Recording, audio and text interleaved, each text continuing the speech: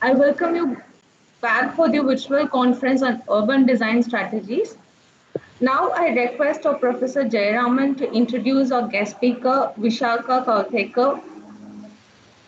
Yeah. Good afternoon to everyone. I welcome all kind-heartedly and introduce the fourth and last session of today's speaker, Dr. Vishaka Kaldekar. Welcome, ma'am. She is the head of the Department of Masters in Architecture Conservation Program at School of Planning and Architecture, Bhopal. And she is instrumental in establishing the Center for Cultural Knowledge Systems at School of Planning and Architecture, Bhopal. She is a qualified as a conservation architect and she has worked as a conservation consultant for ASI. She has taught in various graduate and postgraduate programs in Department of Architectural Conservation, School of Planning and Architecture, Delhi, even Department of Museology, National Museum Institute, Delhi, and Department of Recreational Architecture and Urban Regeneration of Jamia Millia Islamia, Delhi.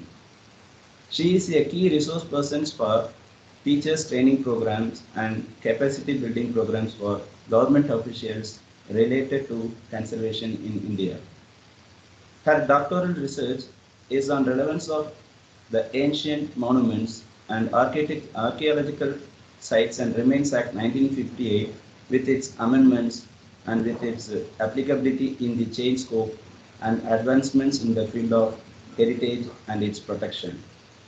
Her research concentrates on traditional knowledge system and works associated with perception, interpretation, and memory.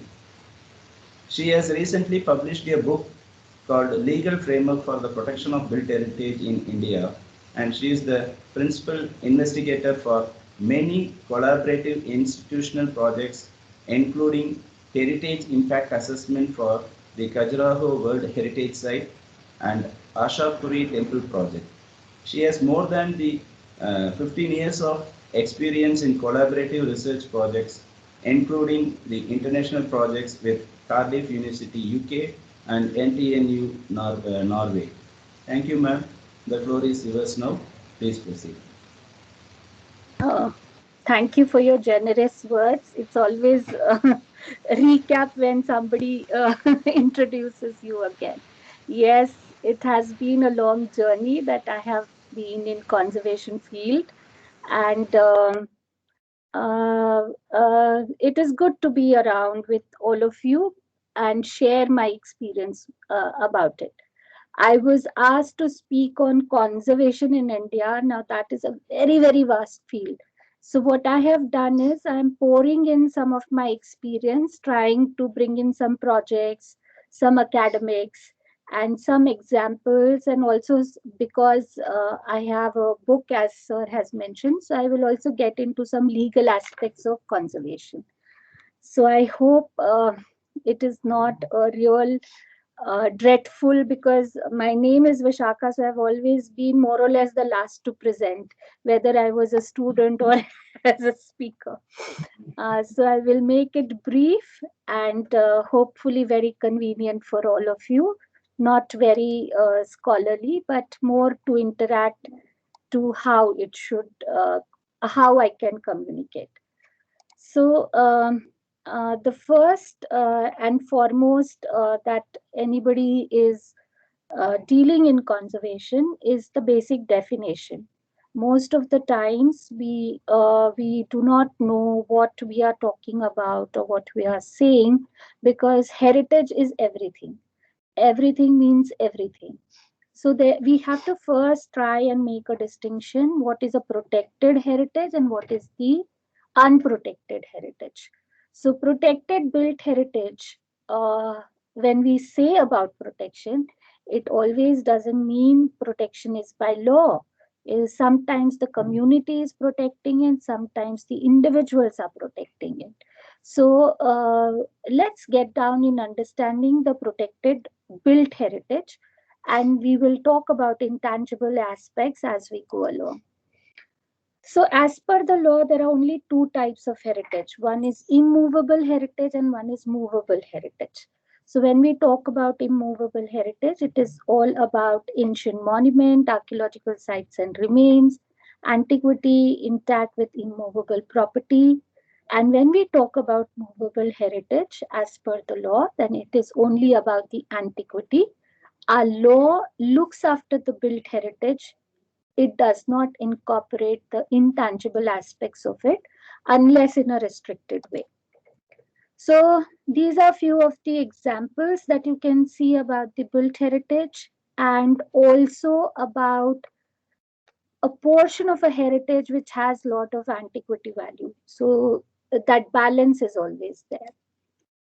And then what do you call about these? Now these were immovable heritage shifted to the museum, and you can take it away. So what was once immovable has now become movable. So what is the legal scenario of the heritage that we are protecting? The law that we are talking about in legal protection is the Ancient Monuments and Archaeological Sites and Remains Act of 1958, which is updated as per Ancient Monuments and Archaeological Sites and Remains.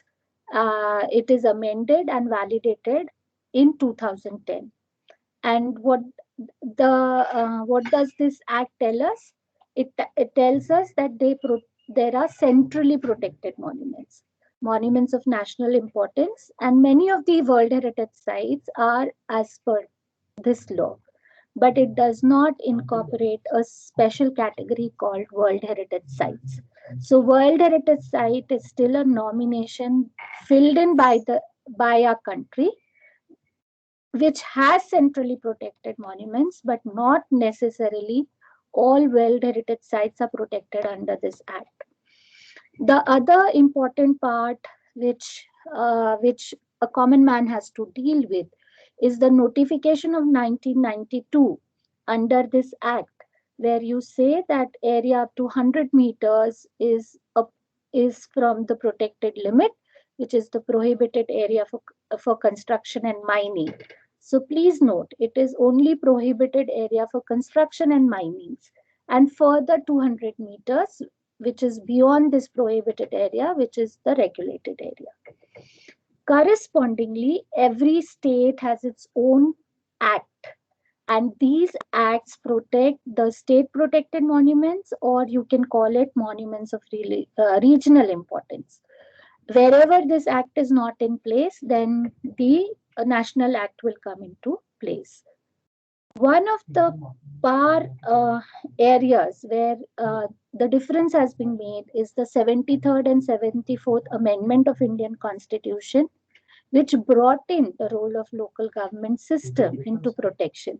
So there was this three-tier of governance with special focus on economic development and social justice, and heritage has been incorporated in it, or the urban environment has been incorporated in it. So therefore, the national municipals and the other bodies have come into play.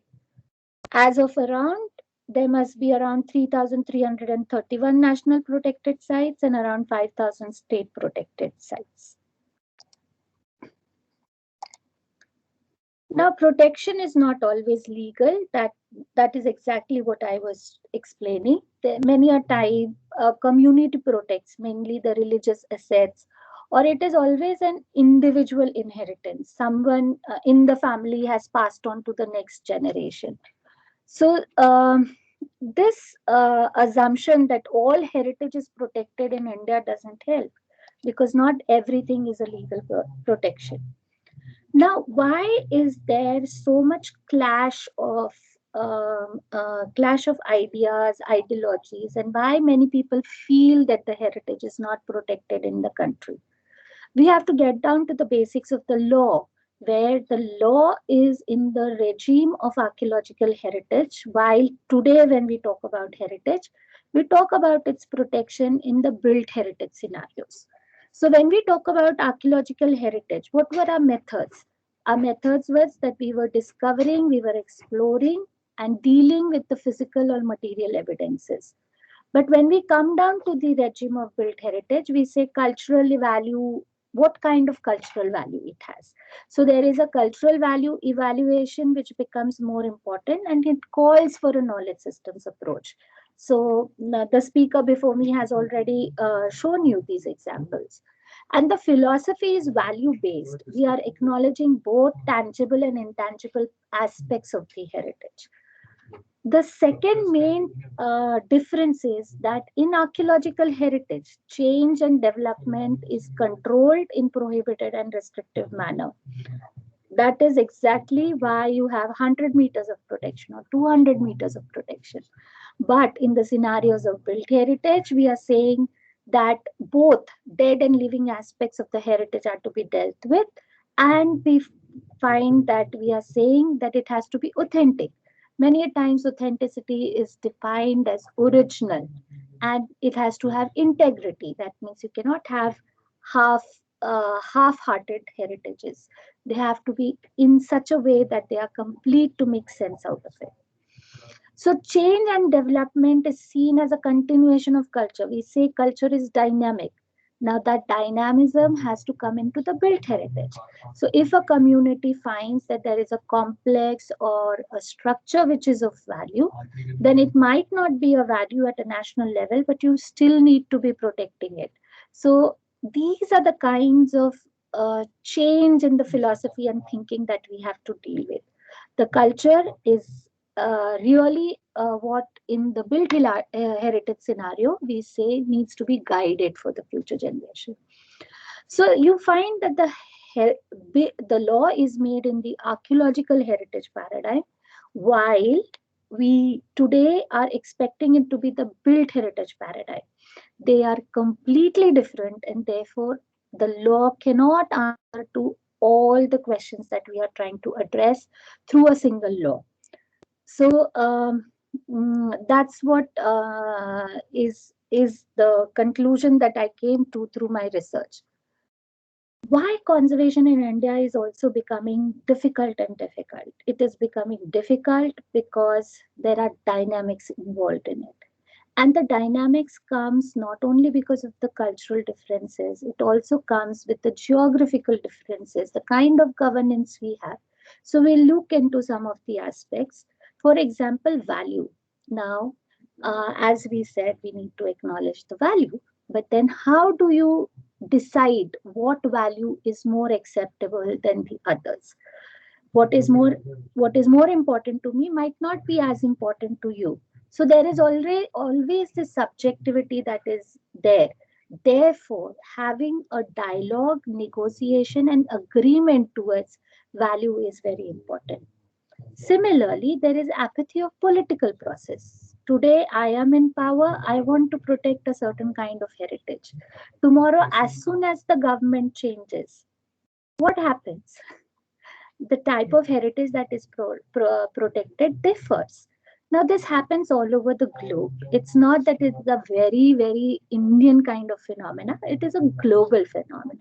So, whoever has the power will try to protect a certain kind of heritage or will not support a type of heritage protection that we would wish to bring in. So, that is the apathy of the political process. The third very important aspect is the cultural sensitivity of the society. Is our society fair, just? We will try and protect all kinds of heritage. But if we are really about the strong and the marginalized societies, then all heritage will never ever find their place in protection. It depends a lot upon the society that we are in and what we are trying to protect. Also, there is something called as good and bad about the heritage.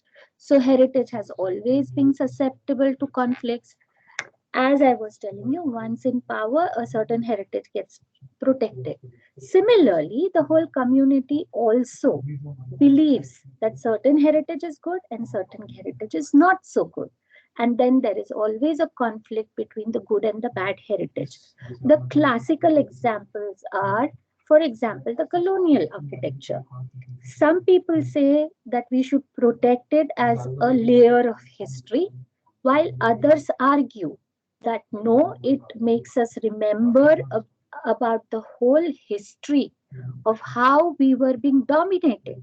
So at one place you want to appreciate the architectural quality of that, in other place you do not want to be remembered of the dominance. So for some, colonial architecture is good and needs to be protected, while from some it is bad heritage. So there is always this conflict about good and bad heritage. Other dynamics that is being added is management and maintenance to site. There are many sites which have this glue board of being protected, but do they really help? Many a times, no. So, it, when we say protection, it has to be supported with management and maintenance. You have to acknowledge the fact that we are the country, a nation who is going from underdeveloped to developed society. There are bound to be some compromises and many things are going to get lost. Technical expertise is not constant, person to person, it changes. We still have to learn the difference between economic benefits versus commercialization, and thinking that tourism is the only answer always doesn't help. Why is conservation in India also very difficult? It is difficult because there is a variety of built heritage.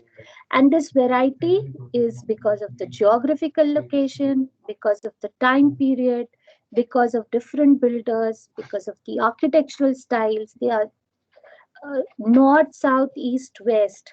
The sizes of the heritage keep on changing, and so does typologies. So there is so much of variation that standardization becomes very, very difficult when it comes to the heritage. Let me show you some examples. So here is the historic city of Orcha. So you can see this is the fort, this is the temple, these are the other structures, and in between somewhere is today's city. But when you actually sit down to evaluate it, you find that it was an intelligent use of topographical features to house strategic structures and religious architecture. There could be a painting, again in Orcha. Now, when we look at the big structures and think that is the heritage, then what about these? These are wall paintings on the walls coming from the text of Ramayanas. They are equally important. Another example I'm showing is from the Bhojpur, Bhojpur town, which is just near Bhopal. So you have the ancient bunds, so you can actually see how they have created the bunds. You can see the architectural fragments because this temple was never completely built. So there are a lot of these architectural elements which are lying there on the site. You can see an incomplete temple. You can see a ramp which was used to construct this temple. And you can see the drawings of the temples engraved on the rock. So this is another kind of heritage where the built is not important. Equally important is the knowledge embedded into all these different kinds of structures which are there. The same temple complex, when we talk about the intangible, so on Shivratri, you will find lakhs of people coming and visiting it. Now, where do you choose? Do you choose for the traditional knowledge systems which are there, or do you have to still acknowledge that it is a living religious site and every person has a right to worship their Shiva? So where is it? Where is it? Is it for the people, by the people, of the people, or is it just that it is a heritage needs to be protected? What standpoint will you use? And there are other issues like safety. Now, there are these drawings inside the barricades. People are sitting there. People just go on the other side. They walk over the drawings. What is happening to the heritage?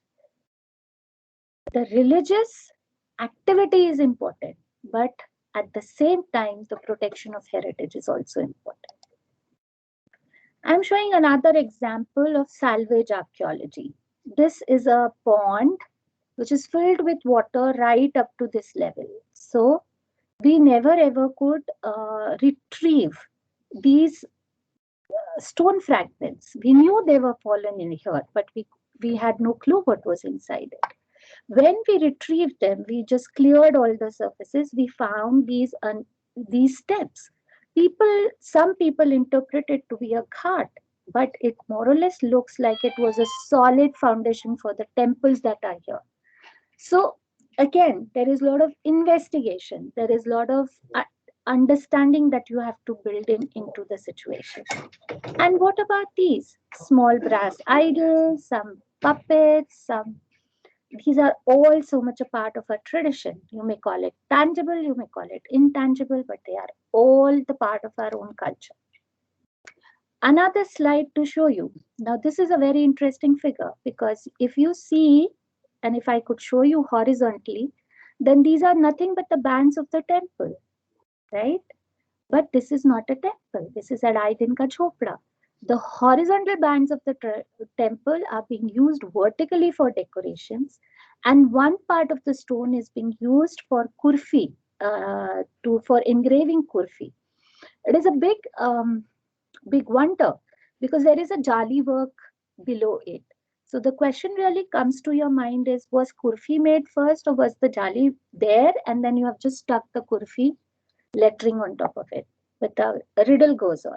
So it's somewhere where you can get down to this minute detailing to try and understand it. It could be the shops, it could be the sarovar, it could be small memorials like this. Living and the built, living and the dead all exist together when it comes to heritage scenario in our country. So, when you talk about conservation, it is still, I think, not a very well established field. It is a field where a lot of experimentation is going on to understand the Indian context of it. And we are really struggling between the two ends of it, which is pedagogy as well as practice. So between pedagogy and practice, somewhere lies the conservation. There are various fronts on which we are struggling. One is towards theory and philosophical base. We are trying to establish processes and techniques. We are trying to establish standards. And we are trying to work very, very hard to see how new design is getting incorporated and there is appropriateness of technology to be used so that it is compatible and not very contrast. Few more sharings from the site. This is a site in Ashapuri where you can see more than 10,000 stones are lying there.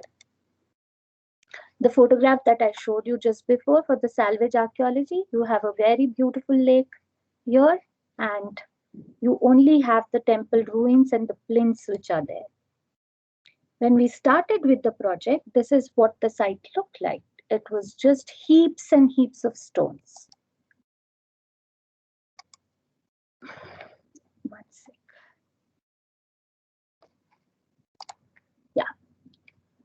The another aspect of these temples was that it were built during the Parmar times and people kept on telling us that it is of Pratihara era and Parmara area, where we couldn't actually place ourselves correctly because nobody was telling in architectural term how it fits in there. So there is this text called Samarangan Sutradhar, which is being written in the 13th century under the leadership of Bhoja king. So Raja Bhoj is the one who is attributed towards the compilation of the entire text.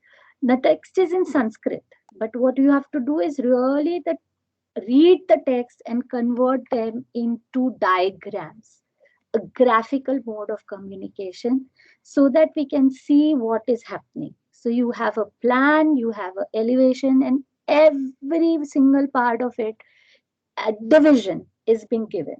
Many a times it is in arithmetic, many a times it is in geometry. So it might tell you to stagger back some, it might give you just the curve of the shikhar and then you have to just adjust. So there are many ways in which the information is communicated to you. Now, we have to really look at this text as not as ancient text where people have just come and written and it's past. We have to look at them as knowledge and a knowledge system. Now, what was this knowledge trying to tell us? It was trying to tell us the geometry, the shapes, proportions, the architectural knowledge system, because it tells you the vocabulary that is to be used, it ties it to the philosophy, it gives you the stylistic interpretation. It used to tell you actually what kind of symbols to be used in a temple, where what is coming, and also give you information on the iconography. It would also give you a lot of information on the structural knowledge systems. So you would have some foundation done, load transfers, reasons of failures of structures, all that could also be understood what was happening in the past, and you could also understand it through studies of modern times to arrive at it. And of course, it gave you the construction knowledge system in terms of what is the type of masonry, joinery details, and locking. So if we just looked at it as a project of the past, it was not going to help. You have to use the modern techniques to try and understand where you are, why you are, and what can be done. So it was really, really about tapping all these data, which you usually won't get in the textbooks or books written by many of the big authors, but the site itself was lending you so much of academic learning and knowledge. So when we studied the text, we got a certain kind of information. When we studied the site, we got another set of information. But now it was time to apply this knowledge into practice. So with the text and the fragments of the site, there are probabilities that could have been worked out. We could work out the size and the shape of the temple. We could decide on the deity of the temple because iconography gave you those hints. There was iconography which you could study, so you could do the stylistic analysis, you could also do the cultural interpretations from it, and you also got the architectural members through which this temple was built. Now, challenges were immense because how do you document so many stones? So we had to actually take a decision to what is the correct level of documentation that you require. So we means if we go traditionally, it was going to take ages. If we also went modern way, like scanning, then you also need a complete setup to handle that kind of technology because you need computers, you have a lot of processing times. Scans don't get built in one night. They take again a lot of time to process data. But here the processing was at a unit level. It was not that we are processing a scan of a temple and then converting into a mesh diagram. No. Therefore, we had to create a balance. Now, here your knowledge comes into play. We had learned that there is through the text that there are certain kinds of members, and if I can show you, you can see that this little niche over here actually gives you the groove where the stone on the top fits in, and this little niche below, because below also there would be this, will give you the hint to the stone where and how it fits in the below the lower stone. Now, if you pick up this small hint, you could actually construct which stone comes on which, and you could go on placing them. So this was what we were playing on the site. And you have to understand, it is not the architects who were ready to pick up these stones. We are not physically equipped enough. So you have to have a lot of labor. And then you have to train the labor also to look at these small hints and place it exactly where it is. So there is a layer of training that needs to go in handling such kind of projects.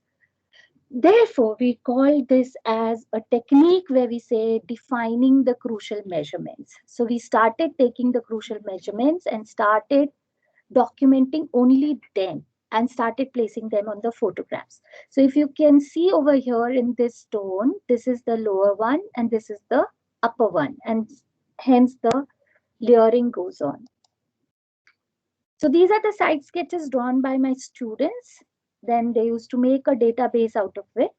So you can see that front, right, left, top, below, view, everything was being installed in it. And then we used to document whatever number was there, where it was kept, where it was stored, which part of the temple it would belong to, and what is the condition of it, and what is the risk for it. On site, we had to do so much of experimentation where we used to stitch all these stones to make what it is. And this is a temple diagram where we had put in all the keywords so that the same vocabulary is being followed by all who are in this project, to explain that the plinth was the Vedibandha, the walls were the Jangha, the tie beam was the Varandika, the roof was the Shikhar, and what was really the pinnacle was really called as Ghanta. So there were these various terms and terminologies that need to be educated to all. Through all the studies of the stones, we understood, and the plinths that were there, we understood that the site has 26 plinths, and the temple designs could be worked out because at least we found one sampling of the stone. So we went ahead and created the designs for the temple, and what remained was only this, while how the temple would have actually looked was this. So it is beyond question that you can reconstruct. So there is another kind of thought that has to go into this conservation. This technique of pulling up all the stones together and placing it in a meaningful manner, we called it as a meaningful display. Now, knowledge of one could also lead to knowledge of others. When we were doing the study of Adhai Din Ka Chhopra, it is always known that it is constructed out of the temple fragments. But how does one read the fragment? Because we had dealt with the temple so often, we could now actually segregate it into elements by elements. And if you can see this column, this is exactly the example. So we know now that one column in Adhai Din Ka Chhopra actually is made from 3 columns with segments being used in between, a capital and a base. So what was standing there, now we could fragment it clearly because we have worked on a temple and seen and studied. Whatever they didn't find of use, they would just put it in the walls. It was as simple as that. Wherever they wanted ornamentations, they started using it. So this is on the exterior wall that you see. And this, I have already explained that there's so much of jali work that one gets confused between whether this was inserted later. And of course, you needed a validation to your theory. So working with Victoria and Albert Museum in one of its reserves, we found one stone which on one side was a temple stone, but on the other side they had carved it to place it. This actually led to a lot of thinking. When people say that they just used it, there is so much more that needs to go into its understanding than they just making it as if it is one community versus the other. These are some of the photographs of my students who were working on the site. We had site classes, interaction with locals, Neha taking us through the heritage walks, students studying, surveying, and also we did a lot of digital mapping. It's not easy on site, it's very, very hard work. This is one sample of what can the new technology do. So this is the laser scanning which is going on, and we are trying to find ways, but then nothing was working out. We just put a bench right in the middle of the street to stop the traffic, and we go on scanning. This is the result of the scans. So you can see some scans actually recreating a Haveli facade from inside. This is the street scanning. We was, I think, sitting somewhere here on the street. So this is what has been scanned. And this is the scan of Adhai Din Ka Chhopra. So if you can see the interiors, There are these 5. I didn't get into details because it was getting too much. Looking at the time, sometime else I can share it. So this is that screen wall that you look on the facade, and this is the interiors. So from here, drawing becomes much more easy. Interpreting becomes more easy. Coming down to the last aspect of conservation that I would say is really impact assessments. Carrying capacity still is not understood, or there haven't been, that is one area where a lot of research has to go. But heritage impact assessments is becoming an integral part to all the conservation projects that are going to happen in India, large scale. This is one of the examples of heritage impact assessment which we did for Khajuraho, World Heritage Site. So you can see this is the site. This is the complete area where temples are, and we are marking the visual points and seeing what kind of this large scale intervention can actually bring to the site. So that was visual impact assessment, horizontally, vertically, to see what is happening. And this was another interesting study because what had happened is there is a street running by, so they had proposed a parking over here, not realizing that there is an archaeological mound. So we shifted the parking from here to here, and instead of all these ugly roads, we actually brought in certain symmetry into the road network. What you have to understand is that conservation is never ever about one person. All kinds of people have to work together to bring more sense to the society that we have. And whether it is a laborer or you as a conservation personnel, we all contribute equally to the knowledge and understanding of heritage. Thank you. Thank you, ma'am, for this presentation. I would like to ask our participants, does anyone has any queries? You can use raise your hand option. I'll call out your names and you can ask a question by unmuting yourself.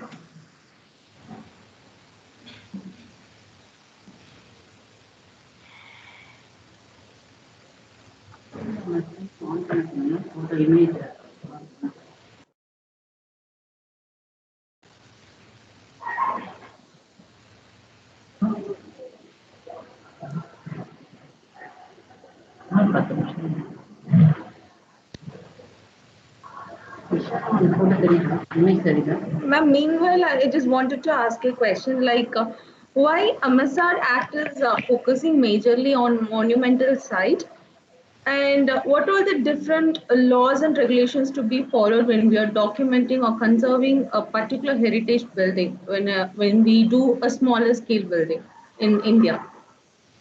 See, you have to understand that the act was made in 1958. And in 1958, we understood heritage as monuments and non-monuments. So when you are making an act with that kind of philosophy, naturally the act will follow that kind of philosophy, right? Therefore, I was trying to tell you the difference between the way archaeological heritage is seen and now how we understand heritage. We are trying to make more holistic meaning out of it with its understanding of culture and other things. So you can't blame the act for it. The act was made in a certain paradigm and it still fulfills its purpose because it never says it's going to protect heritage. If you look at the act, there is no word of heritage mentioned anywhere in that act. So it talks about monument. So we are looking at the wrong act and expecting too much of today to protect. That is the basic difference between what is there to what we expect. So there is a difference between our expectation to really for the purpose for which the act was made. The second question is which laws to look after while documenting a building. Documenting a building does not require your consciousness of the law, because when we are concentrating on heritage, we have to concentrate to capture the every minutest detail that we need to capture. Where you really need to get into legal regimes very seriously is when you propose. Because when you're proposing always in a legal regime. What happens in most of our academics is we concentrate too much on what needs to be documented, why it needs to be documented, how it needs to be documented. We do not look at aspects of who, for whom are we documenting, where is going to be its applicability, and in which legal regime are we going to apply it. So if it is a BMC Act, things are going to be very different. If it is going to be a national act, things are going to be very different. So these differences has to be noted down while we are making a proposal. Otherwise, you make a very robust proposal and it is not legally viable. So understanding the legal regime is very important in conservation. And not always the MSR Act has to protect. You also have a Forest Act. You also have Water Protection Act. There are so many acts that aid you. You also have a Town and Country Planning Act. So if you want to do spatial protection, you go to Town and Country Planning Act. Why do you need an MSR Act? MSR Act cannot give you all solutions. It is made for a purpose to protect the monuments and it is doing its job. Okay, thank you, ma'am. Next, we have question from Hema. Hema, you can unmute yourself to ask the question. Hello, ma'am. Am I audible? Yes, you are. Yes, ma'am. Thank you for the insightful presentation, ma'am. My question is that I went to Cambodia, ma'am, and I tried visiting most of the important sites. And one particular site, which was a temple, it was not marked in the plan, or it was not marked in the most important places. And when I went inside, I felt that a kind of connection, or I don't know how to even explain it, but I couldn't find it in the main temple, that Angkor Wat. So I kind of feel it is because of the interventions that we try doing it for the people accessibility. So what is your take on it, ma'am? Should we actually do the conservation and kind of I think in a way we are tampering the site.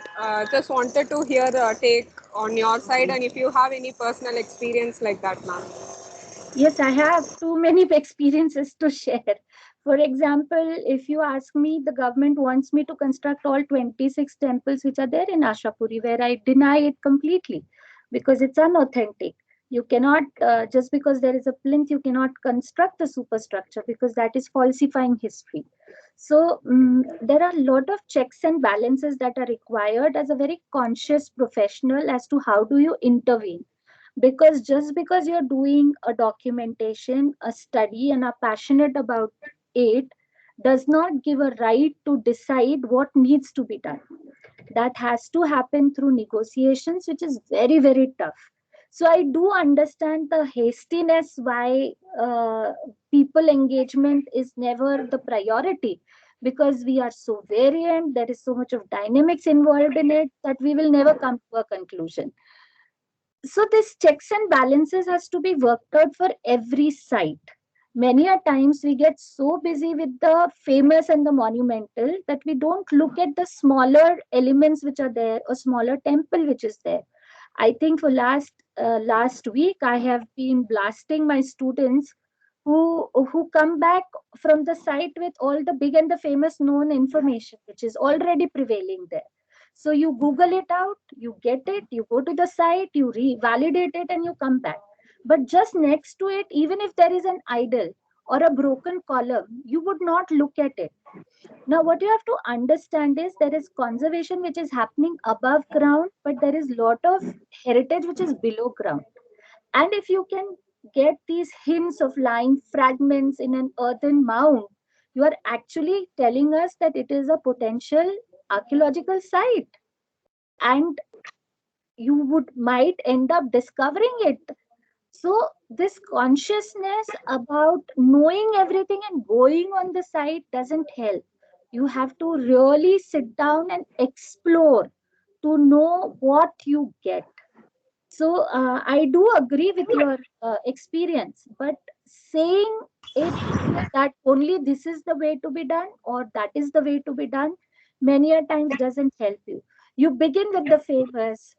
Next layer, you again keep on working and bring out the other temples out of it. The next layer, maybe you bring out. See, the heritage sites that we have are very different from what you find across the globe. They are so rich and intense that, and there are so many fields attached to conservation that taking one way decision doesn't help you. Because at the same time, you're looking at archaeology, you're looking at cultural studies, you're looking at anthropology, sociology, art history. It is difficult that in one span you do justice to every site. So don't blame for what has happened. If something has not been done or highlighted, we have to bring it to the notice and start working on it. I am pretty sure nobody will give a deaf ear. They will listen to you. But the beginning has to be made. Uh, sure, ma'am. Just a personal question, ma'am. Did you feel like very connected, or your mind was just blocked when you had entered a site which was not known to us, but you first visited? Some experience like that, ma'am? Yeah, there are many. I went to Sachi. There was a proposal that I have to actually be a leader to make a management plan for Sachi, and I was not sure because there are a lot of personal priorities versus the work. You have to balance it, and I was Okay. not sure whether I should take up the project or not. So I just sat down there at the sunset right near the Sanchi Stoop. And when I sat there 1 hour just doing nothing, I thought I must do the management plan for the experience I have. So many a times you just connect to the site. Otherwise, do you think is it possible to work on Ashapuri for 1.5 years, where I have seen all seasons, including summers which were ranging from 45 degrees to 50 degrees? It doesn't happen to you if you do not connect to the sites. So these sites have amazing attractions that are there, sometimes philosophically, sometimes just by being there. Always don't try and find a meaning to your experience, just experience it. Definitely, ma'am. It was blogging me for a very long time, and thank you so much, ma'am. My pleasure. Thank you, Hema. Next, we have question from Arul Prakash. Yes. Ma'am, thank you for your valuable presentation. Actually, I'm having some question. The technologies which are available right now to document the things, otherwise, the archaeological things which is below the ground or something like that to invent how we are the technologies are available right now actually for in our Uh, hand actually, yeah, especially in India. Yeah. yeah. The traditional technique of prospecting that they call, that is the best one because I have seen in the modern technology people doing ground penetrating scans. And what happens is in these scans, it only tells you the anomaly, that there is something different over there, but it doesn't tell you the size, shape, and the kind of it. That actually misleads you to a lot of things. So it could also be that there is by chance a lot of rubble lying there, right? But then if you do ground penetrating work, then the rubble looks like something great that you have got in your hand. It is misleading. So always with GPR you can start. So with GPR you can actually find out whether there is something or not. But if you are getting the results, then it is always good to do trial pitting. Trial pitting is just doing a pit 1 meter by 1 meter to go to the depth to see what you are getting in a cross section. If your trial pitting is successful, then you go ahead and apply for excavation. So there are a lot of techniques, and I think the traditional one are more safe. Uh, uh, but archaeology is a destructive science, and people who say, ki, "Oh, you can," it means you can do conservation and archaeology without any destruction, are all lies. A smallest intervention, however it is, however minimal it is, it's bound to destruct it for something or the other. And it lying there without any intervention will also lead to destruction. So it is better to get knowledgeable and try the principle of minimum intervention rather than no intervention. No intervention also, it will lose. Okay. Thank you, ma'am. And another question is like how interpretation centers are improving in conserving our heritage, and also by converting any building into museum, how it is helping us. Is it really helping us in conserving our heritage values?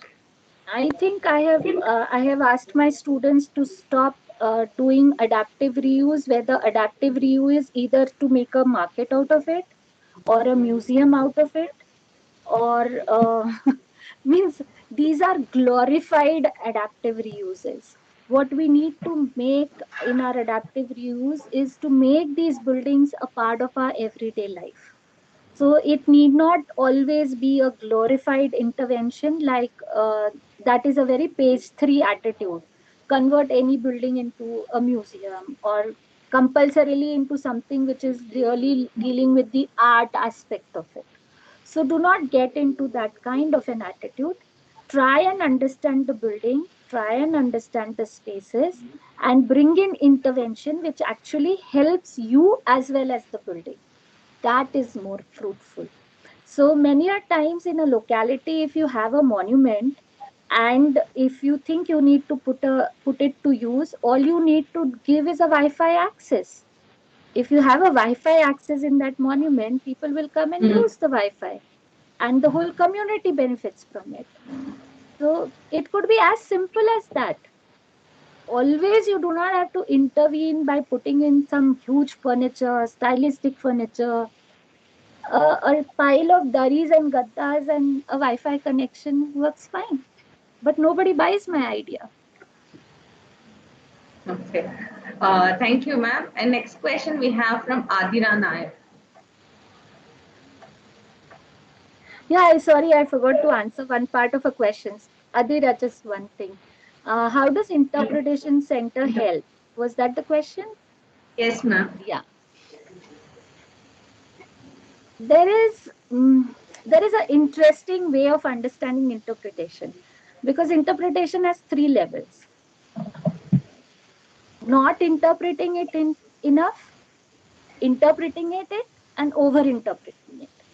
Mm. So maximum times when we talk about interpretation center, people over interpret. So what is not there on the site also, they will start telling a story, because it is so very important and essential for you to tell a story, right? Don't get into the trap. Interpretation centers need not always be in a building, need not be large scale interpretations, need not even be multimedia interpretations. They could be nice, simple, and basic. So, first question you have to ask is, does that site really require that kind of an interpretation? Only if yes, then go ahead and give that kind of an interpretation center. Not every site requires huge interpretation centers. Many a times, information boards are enough for you to interpret it. I think that is happening because to cater more footfall. I think it No, might no, be in I that think it is aspect. happening because it's become a fashion to make an interpretation center. It's a fashionable intervention. Okay, ma'am. Thank you. And Adira Nair, you can ask a question now. Yeah. Sorry, Adira. Yeah. I have an interest in conservation and I have an inclination towards writing. Could that be an added advantage? Like, will I have a scope for writing if I take up conservation? Please do, because writing needs hardcore research. And we do not have people who engage themselves in hardcore research. So ये जो means there are various layers of writings that you can do, right? One is really bringing out information, one is really about publicity and promotion, one is really about focusing on a particular aspect of the site or a heritage. So there are various layers of writings that you can do. If you are good in writing, please do. And if you have a good knowledge of local language, then you should more importantly do, because getting information in English is much easier than getting information in our local languages. So I surely really want to encourage you if you can write in your local language.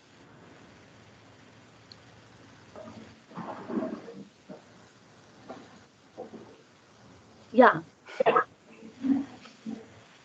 Ma'am, I think it is going to be a last question. Okay. We know that India is diverse in nature. So how conservation differs regionally in our country? Because there's always a myth in our students that only northern part of India is having more conservation values comparing to the southern India. So is it real? The point is every small bit of heritage has its own value. There is nothing called as more value and less value. Yeah. Now I can sit here and make something invaluable most valuable by interpreting it in a certain way. What is important is to learn the method of bringing out the value. It is a very scientific process, and it engages with lot of honesty and passion. So there is nothing like north being more valuable than south, because then you are following the Ramayana terms, like all gods were staying in North India and all demons were staying in South India, and all people who were in Central India were nothing but Rakshas. It was as simple as that. Now, are you going to take in that argument, or are you going to really build in an argument where you say, "Hey, stop! Look at our sides; they are more valuable than yours." So you have to take a stand for yourself. Be passionate about it. Yes. Thank you so much, ma'am, like for being very patient to answer all our questions. No, I love to answer questions because I think question and answers are more knowledgeable than one person throwing all information on you. Yes, ma'am. Thank you so much. Thank Now you. I request our Professor Jayaraman, HOD Miras for MR department to deliver a vote of thanks. Thank you, Jabin. It's my pleasure and privilege to have been asked to propose a vote of thanks on this occasion, a virtual conference on urban design strategies.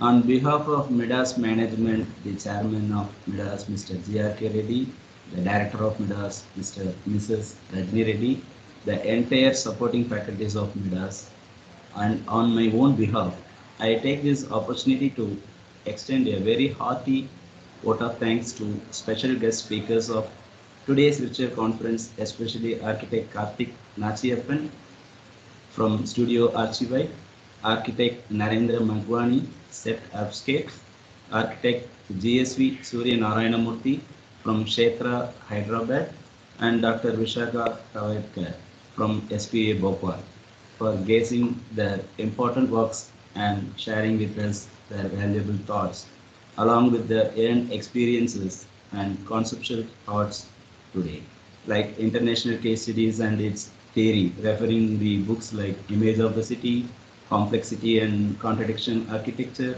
and the Architecture of the City by Karthik, and also tracing the logic of city building thoughts. It's built form by architect Narendra, and history of conservations and historical buildings knowledge system in India and knowledge sharing through by our GSV Surya Narayanamurthy, and the methodology and its works in reconstruction of temple design, digital mapping, heritage, impact assessment by our Dr. Vishaka ma'am. Big thank you, ma'am. Thank you to all the speakers for their efforts virtually present in Midas towards the virtual conference 25th February 2021.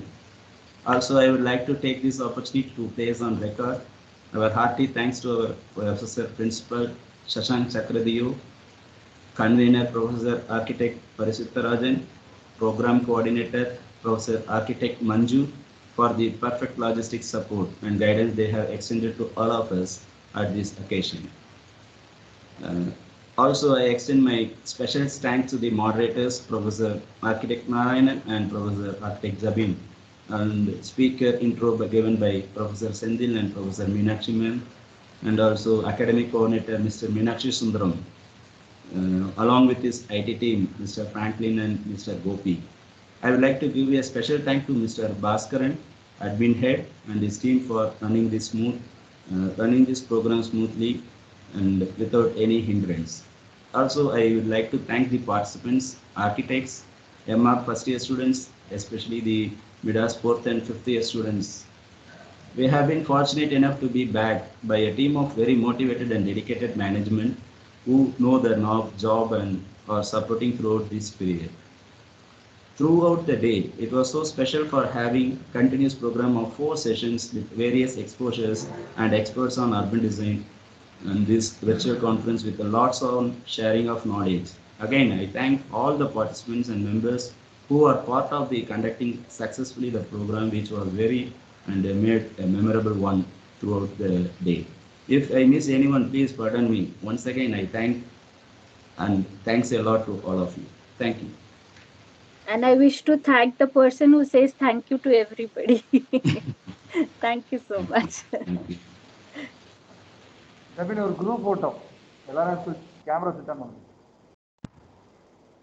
I request everyone to switch on your camera so that we'll take one group photo.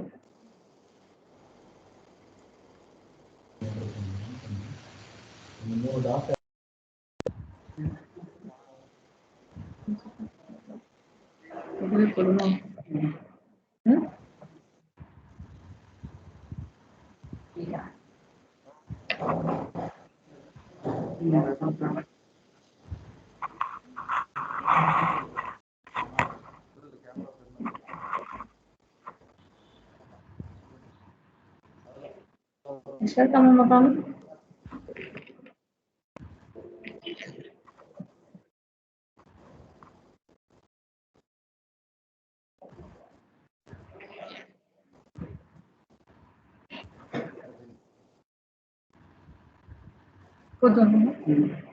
Okay.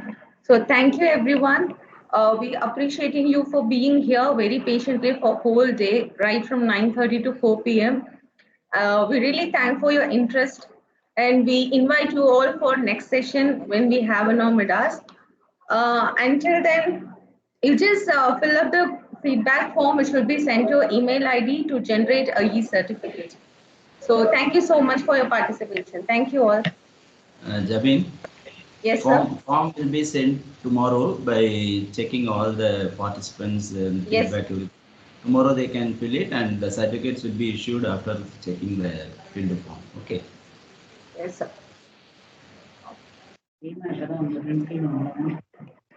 Thank you, sir. Thank you very much.